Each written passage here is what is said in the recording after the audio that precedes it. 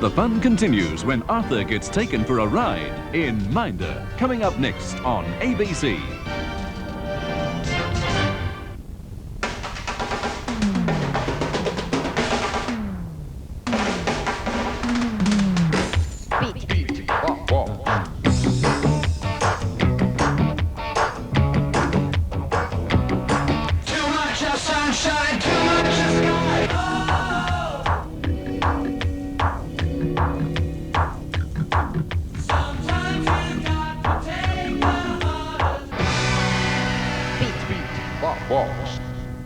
In our last program, the investigators, in a special report, put the focus on the electronic sales and rental organisation, examined the way its franchise operations work, and revealed the complaints of some of their customers. Join the investigators right after the National, 7:30 Wednesday. Can you afford not to watch?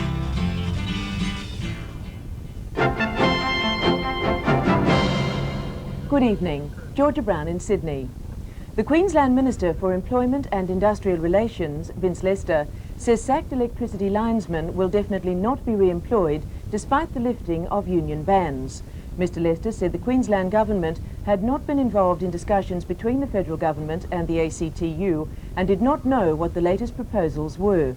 But he said regardless of any decision, the linesmen would not be re-employed on their pre-existing conditions. He said there was no room left for them. The Federal Government has assured the ACTU that it can legislate to force reinstatement of the sacked power workers. Barry Cassidy spoke to Industrial Relations Minister Ralph Willis.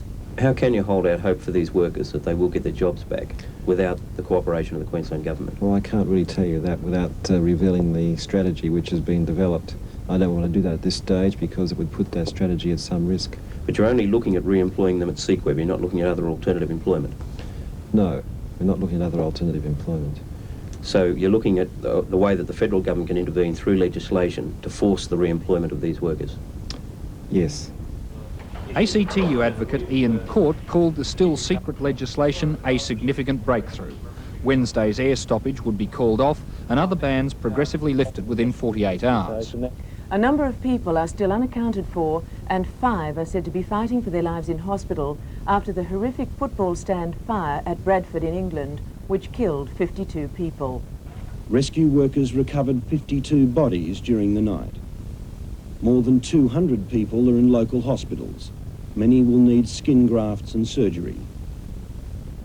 Many of those who died were caught behind the blazing stand, trying to escape through turnstiles and gates which were locked.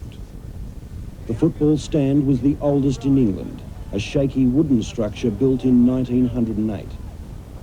It was revealed today that West Yorkshire Fire Brigade had given the club recommendations about safety standards 6 months ago. More news after Minder. On Tuesday night, a news and information special. As Four Corners goes to air, the Treasurer will be giving Parliament the final details of his billion-dollar bid to balance the nation's books. Four Corners and the National are combining resources for a comprehensive coverage of the mini-budget. We'll bring you a full analysis, and Treasurer Keating, fresh from the floor of the House, will debate with his opposite number, John Howard.